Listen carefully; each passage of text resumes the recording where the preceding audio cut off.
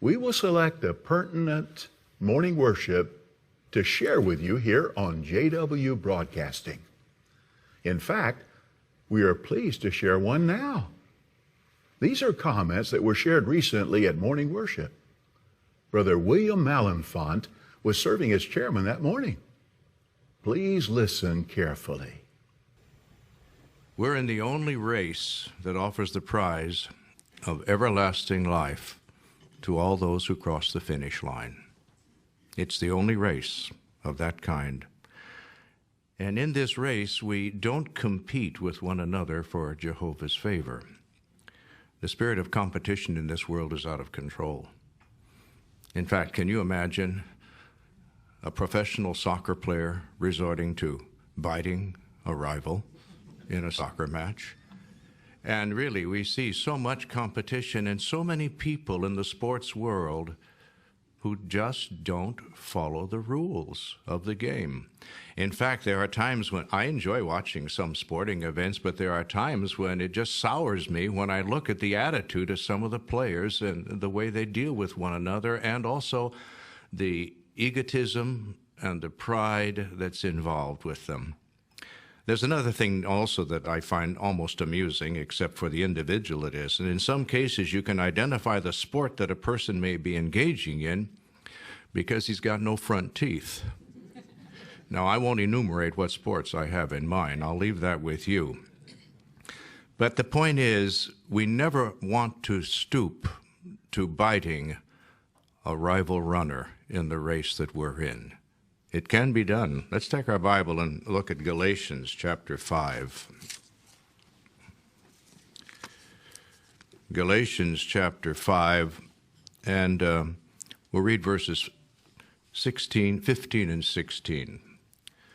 Here the Apostle Paul wrote to the congregation, "If though you keep on biting and devouring one another, look out that you do not get annihilated by one another." Well, that has to do with cutting gossip and evil remarks about other people, and that they would argue and fight over words and perhaps even traditions. And Paul is telling them, don't do that. And we don't deal that way with our brothers and sisters. And then in verse 16 he says, "But I say keep walking," and we'll insert a word there, keep running by Spirit, and you will carry out no fleshly desire at all.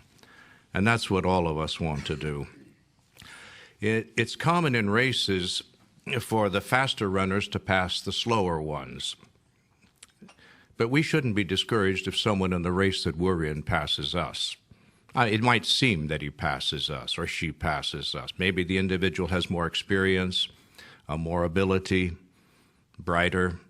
But it's not going to make any real difference as to the outcome of the race as long as we give Jehovah God our best and we finish the race. And that is a key point for us to keep in mind. It's the outcome of the race. A runner sometimes stumbles. You've perhaps seen this in some of these field and track races or games that they play. And usually if it's a short race and he stumbles, he's out of it. He's just not going to be able to get back up and win the race. He may finish the race, but he's not a winner. Maybe he falls down, hurts himself. Well, that can happen. And that can happen to us even in the race that we're in. But the key point with the race we're in, even if we fall down and we stumble, we get back up and we get going. And who doesn't stumble over something at some time or another that irritates him or bothers him? But we never stop running the race because all we want to do is stay in the race and finish it. And something else to keep in mind if a person happens to stumble, even fall to the ground, don't look back at what caused it or who caused it. Keep your eyes right in front of you, looking ahead at the course. Because if a person, can you imagine a runner coming around the track and then looking back constantly to see, what was it I tripped over? Or who did that to me? He's going to run into another runner. He's going to be disqualified. He won't be obeying the rules, or he'll just fall down again and he'll be out of the race. So we don't want to look back and worry about past things, problems, or stumblings that took place. We get back up and we get going as well as we can. Well, right now we're near the end of the race. The goal is almost in sight, the finish line. What does Paul tell us at Hebrews chapter 12?